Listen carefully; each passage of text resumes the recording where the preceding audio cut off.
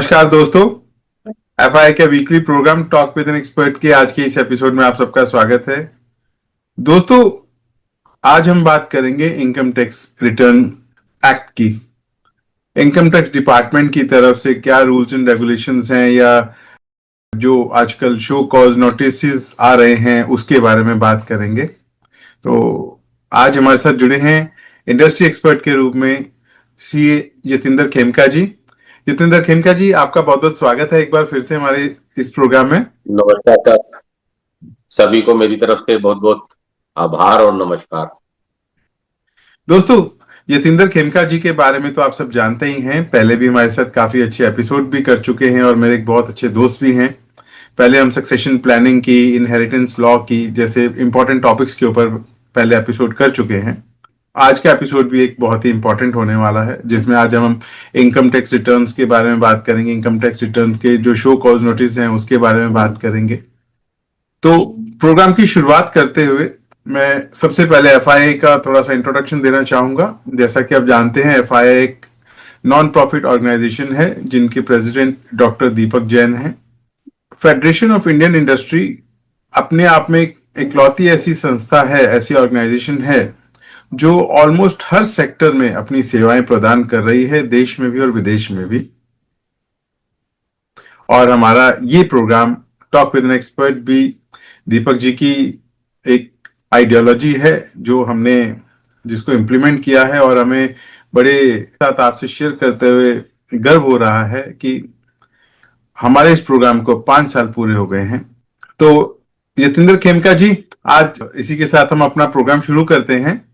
Introduction तो सब आपके बारे में जानते ही हैं। हमारे दर्शकों में से जो सबसे पहला सवाल आया है सर, कि आज जैसे हम इनकम टैक्स रिटर्न की बात करने वाले हैं, तो इनकम टैक्स रिटर्न की अभी डेट निकली है।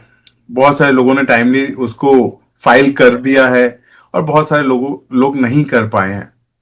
तो अभी उसमें लास्ट अमेंडमेंट डेट जो होती है वो 31 दिसंबर की है।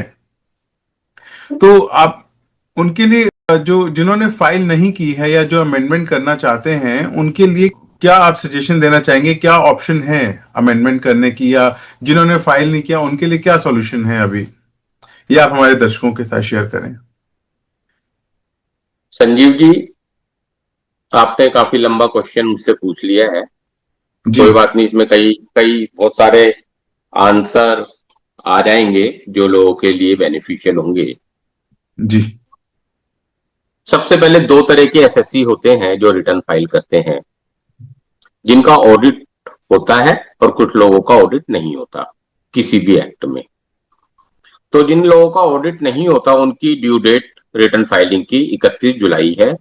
अगर गवर्नमेंट उसको बढ़ाती है तो वो बढ़ी हुई डेट को ड्यू डेट माना जाता है। और इसी तरह जिनका ऑडिट होता है किसी भी एक्ट में, कंपनीज एक्ट में और कोई स्टैट्यूट में या इनकम टैक्स एक्ट में, तो जिनका भी ऑडिट होता है उनके लिए ड्यू डेट 31 अक्टूबर की होती है। लेकिन इस बार वो टाइमली एक दो बार बढ़ी है, तो उस हिसाब से उनकी ड्यू डेट मानी जाती है। लेकिन क्योंकि ये ड्यू डेट बढ़ गई है, लेकिन जिसने ये फाइल कर दी है वो अभी भी फाइल कर सकता, उसको रिवाइज कर सकता है अगर उसमें कोई गलती रह गई है। जिन्होंने अभी फाइल नहीं करी है वो पेनल्टी के साथ इसको जमा करवा सकता है अभी भी 31 दिसंबर तक। तो मेरा ये कहना है कि जिन्होंने फाइल नहीं की है वो लोग अपने रिटर्न को फाइल करें। अगर उनकी कोई टैक्स लायबिलिटी बन रही है या और भी कोई चीज है तो अपनी रिटर्न्स को फाइल करें। अगर उनको रिटर्न फाइलिंग की लायबिलिटी, विदाउट टैक्स भी रिटर्न फाइलिंग की लायबिलिटी बनती है, बहुत सारे केसेस हैं, वो तो सिचुएशंस है जहां आपको रिटर्न फाइल करनी कंपलसरी है अगर आपकी टैक्स लायबिलिटी नहीं भी बन रही है तो भी। तो वो सब देख के किसी से कंसल्ट करके मैं सबसे प्रार्थना करूंगा कि अपनी रिटर्न फाइल कर लें। दूसरी बात कि जिन्होंने रिटर्न फाइल कर दी है और उनमें कोई त्रुटि रह गई है, तो 31 दिसंबर की डेट है जो कि अपनी वो रिटर्न को रिवाइज कर सकते हैं। तो जिन्होंने भी अभी फाइल कर ली है, आज हम 17 दिसंबर में बात कर रहे हैं, अभी 13-14 दिन बाकी हैं, तो अगर कोई एक बार अपनी रिटर्न्स को डिफरेंट डॉक्यूमेंट से, अपने रिकॉर्ड से या एआईएस से, 26AS से और टीआईएस से या और कोई भी आपके पास रिकॉर्ड्स अवेलेबल है, उनसे उसको मैच कर ले और उसमें आपको लगता है कि उसमें कोई गलती रह गई है तो उसको रिवाइज कर ले। और अगर अभी भी आप रिवाइज नहीं कर पाएंगे तो इसके बाद आपको इसको अपडेटेड रिटर्न जिसे कहते हैं उसको फाइल करने का मौका फिर भी रहने वाला है। और अपडेटेड रिटर्न आप पिछले 4 असेसमेंट ईयर की डाल सकते हैं। जो इस रेलिवेंट असेसमेंट ईयर है उसके जब खत्म होगा उससे 4 वर्ष तक आप अपडेटेड रिटर्न डाल सकते हैं। लेकिन लॉस की रिटर्न कोई उसमें रिफंड नहीं मिलेगा आपको, कोई लॉस आपका जो कैरी फॉरवर्ड नहीं होगा उसमें, और आपका लोअर टैक्सेशन का बेनिफिट आपको उसमें नहीं मिलेगा। वो खाली अपडेटेड रिटर्न आप इन सिचुएशंस में डाल सकते हैं जहां आपको लगता है कि आपकी टैक्स लायबिलिटी बढ़ रही है या आपसे कोई गलती रह गई है, बिना जिससे कि टैक्स लायबिलिटी तो नहीं बढ़ रही लेकिन आपको अपने रिटर्न को अपडेट करना है या रिवाइज करना है, तो वो अपडेटेड रिटर्न का माध्यम उसके बाद आपका बन सकता है। तो मेरा, लेकिन ये अपडेटेड रिटर्न या रिवाइज रिटर्न किसी भी नोटिस आने से पहले, रिवाइज रिटर्न तो अभी आप डाल ही सकते हैं, और अपडेटेड रिटर्न किसी भी सेक्शन में, किसी भी एक्ट में, कोई भी तरह की कार्रवाई होने से पहले इनकम टैक्स डिपार्टमेंट की तरफ से आप अपडेटेड रिटर्न को अपनी फाइल कर सकते हैं। अगर नोटिस आ जाएगा तो आप अपडेटेड रिटर्न फाइल नहीं कर पाएंगे। तो मेरा सभी से गुजारिश है, इनकम टैक्स डिपार्टमेंट ने काफी सहूलियतें दी है, थोड़ी सी टैक्स लायबिलिटी का बर्डन बढ़ाते हुए, जो कि पहले साल में 25%, दूसरे साल में 60%, 50%, तीसरे और चौथे साल में 60-60% की टोटल जो आपका टैक्स ड्यू बन रहा है उसके ऊपर फर्दर टैक्स और लगा देते हैं वो पेनल्टी के रूप में। तो ये आप अपनी लायबिलिटी को बढ़ा के डिस्चार्ज करके अपनी अपडेटेड रिटर्न को आप कर सकते हैं और चैन की नींद सो सकते हैं।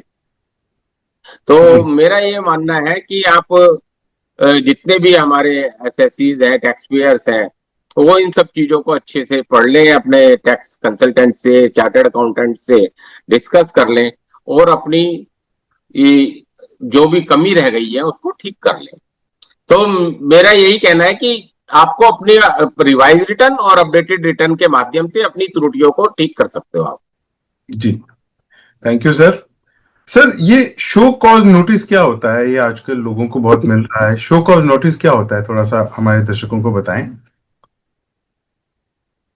शो कॉज नोटिस आजकल, क्योंकि एआई का जमाना आ गया है और artificial intelligence income tax department use करने लगता है, उनको आपके जो रिकॉर्ड्स है, अन्य अन्य जो रिकॉर्ड्स, जो इंफॉर्मेशन उनके पास आती है डिफरेंट माध्यम से, क्योंकि पेन बेस्ड ट्रांजेक्शन बहुत हो गई है या और भी कोई है, तो उनके पास जो रिकॉर्ड्स आते हैं उसमें कहीं उनको ऐसा लगता है कि आपने जो रिटर्न फाइल की है या आपने रिटर्न नहीं फाइल की है, और उनके पास जो इंफॉर्मेशन है उसमें या तो आपको रिटर्न फाइल करनी चाहिए थी या आपने जो रिटर्न फाइल की है वो गलत फाइल की है, या आपने कोई डिडक्शन ज्यादा ले ली है या इनकम को कम दिखलाया है, दोनों ही केस हो सकते हैं। तो इन केसेस में आजकल इनकम टैक्स डिपार्टमेंट एक शो कॉज नोटिस आपको अवेयर करने के लिए, आपको सचेत करने के लिए कि आप अपने रिटर्न को ठीक कर लें, रिटर्न फाइलिंग करने के बाद या उससे पहले आपको एक शो कॉज नोटिस भेजता है कि आपने अभी तक या तो रिटर्न फाइल नहीं की है और आपका रिटर्न ड्यू डेट निकल गई है, आपको रिटर्न फाइल करनी चाहिए थी, या आपने रिटर्न फाइल की है तो वो गलत फाइल की है उनके हिसाब से। तो उसको देखकर, उसको ड्यू कॉग्निजेंस लेके, उसको ध्यान में रखकर अपनी रिटर्न को अगर नहीं फाइल किया तो फाइल करें, और अगर फाइल कर दी है तो उसमें उन्होंने जो इंडिकेशन दी है या अपनी आपके पास जो इंफॉर्मेशन है और इंडिकेशन उन्होंने कोई नहीं दी है, तो अपनी दोबारा से अपनी सारी इंफॉर्मेशन को डिफरेंट डॉक्यूमेंट्स के साथ मैच कर लें। जैसे मैंने पहले भी बताया, जो डिपार्टमेंट के पास इंफॉर्मेशन रहती है, जो उनके AIS, आपके 26AS और TIS में रिफ्लेक्ट करती है, या आपके पास जो अपने रिकॉर्ड्स हैं उसके साथ आप उसको मिलान कर ले और अपनी रिटर्न को रिवाइज करनी है तो रिवाइज कर दें, फाइल कर दे तो फाइल कर दे, और अपडेटेड रिटर्न डालनी है तो अपडेटेड रिटर्न डाल। अगर उसके बाद अगर नोटिस आ जाता है तो फिर आप कोई भी रिटर्न को अपडेट नहीं कर सकते, रिवाइज की तो डेट ही निकल जाएगी तब तक। सर ऐसे केस में क्या सॉल्यूशन करना चाहिए, आप क्या सजेस्ट करेंगे? मैंने बताया ना, आप रिवाइज रिटर्न से पहले अगर आपको शो कॉज नोटिस आ गया तो रिवाइज रिटर्न कर दीजिए, और रिवाइज रिटर्न के बाद कोई शो कॉज नोटिस आया है तो जी आप उसको अपडेटेड रिटर्न फाइल कर दीजिए, अनलेस एंड अनटिल वो किसी सेक्शन के अंदर नोटिस कन्वर्ट होके ना आए तब तक। अगर आप वो नोटिस कन्वर्ट हो गया किसी सेक्शन में तो अपडेटेड रिटर्न भी आप नहीं डाल पाएंगे। जी। नहीं सर, मेरा मतलब मेन क्वेश्चन यही था, आपने जैसे बताया, तो जब आपने बताया कि दोबारा अपडेट नहीं कर सकते, उस वक्त का सॉल्यूशन मैं पूछ रहा हूं आपसे कि वैसा ऐसी फिर तो आपको, सिचुएशन।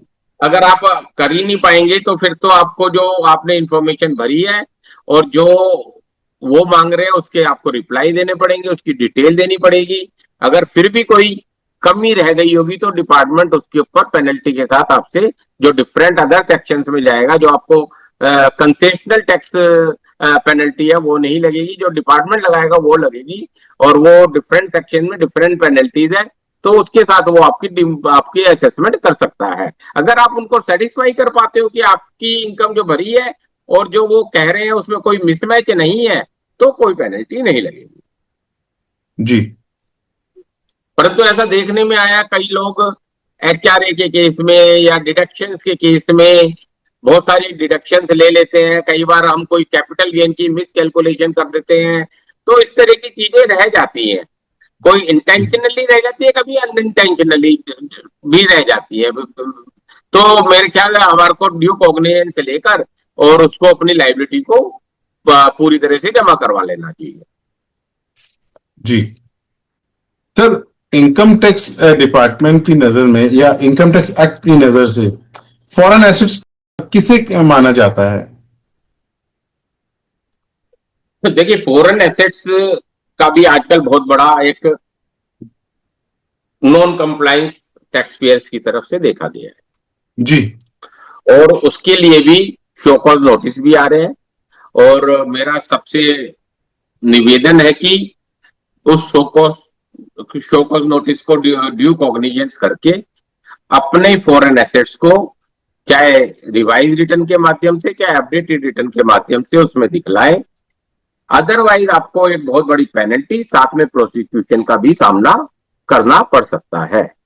और उसमें फॉरेन एसेट के साथ साथ फॉरेन इनकम भी उन एसेट से अगर कोई हो रही है या उन एसेट्स के अलावा भी हो रही है तो वो भी दिखलाएं। कई बार ये सब चीजें रह जाती हैं, आप बता नहीं पाते अपने टैक्स कंसल्टेंट को, टैक्स कंसल्टेंट कई बार पूछ नहीं पाता, आपको पता नहीं है दिखलानी नहीं दिखलानी, तो ये सारी चीजें हैं। लेकिन अब जो लॉ है आपको और हमको उसके साथ चलना है। ये कई सालों से, पिछले 10-12 वर्षों से मैंडेटरी है। जो रेजिडेंट इंडियंस है उनको अपनी फॉरेन एसेट भी टैक्सेबल, इनकम भी टैक्सेबल है, और फॉरेन एसेट्स का भी डिस्क्लोजर जो इनकम टैक्स रिटर्न फॉर्म है उसमें करना है।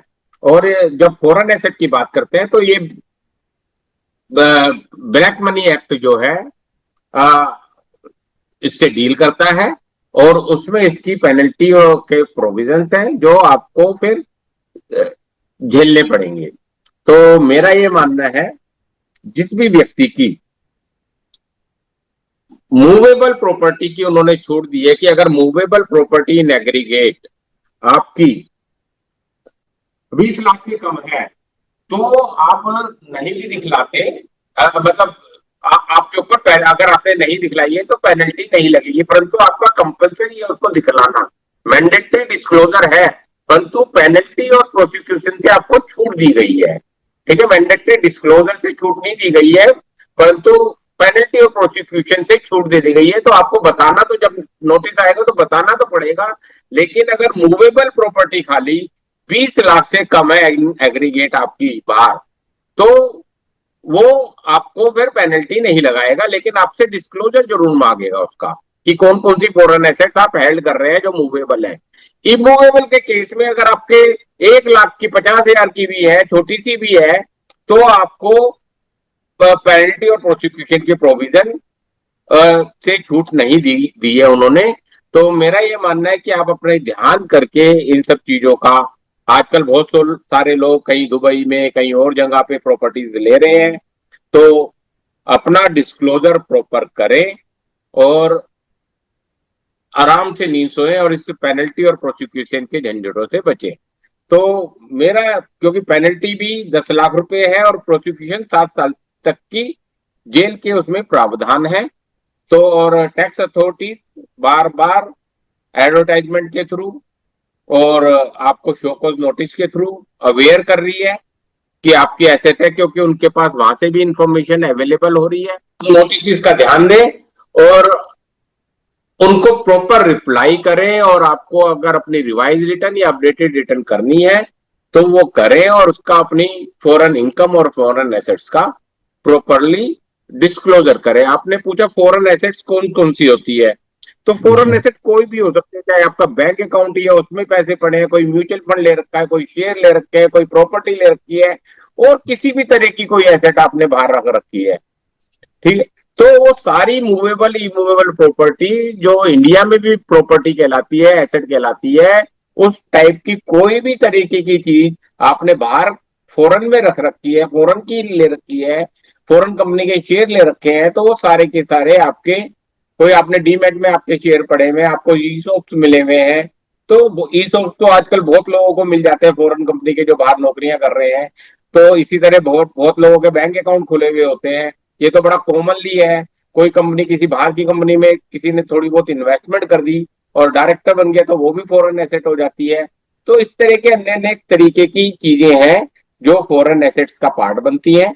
तो आपको ये देखना है कि आपकी क्या डिस्क्लोजर्स की रिक्वायरमेंट है, डिस्क्लोजर करिए और आराम से अपनी लाइबिलिटीज को पूरा करिए।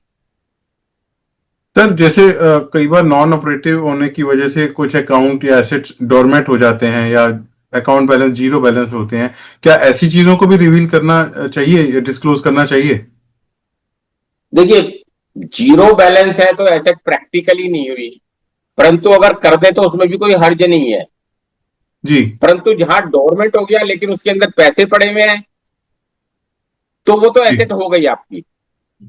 ठीक है। डोरमेंट तो होने से खाली आपकी एसेट नहीं हुई ऐसा नहीं है। डोरमेंट तो किसी 1 साल से ऑपरेट नहीं किया, 2 साल से ऑपरेट नहीं किया, तो वो डोरमेंट हो सकता है। और भी कोई रीजन बाहर की कंट्रीज के अंदर हो सकते हैं, कोई केवाईसी की रिक्वायरमेंट है या कोई और रिक्वायरमेंट है, तो जी उसकी वजह से वो अकाउंट तो डोरमेट या हो सकते हैं या जीरो बैलेंस हो सकते हैं। परंतु उनका डिस्क्लोजर एटलीस्ट जिन अकाउंट में एसेट पड़ी है, जिन अकाउंटों का बैलेंस है, उनका तो बहुत ही जरूरी है।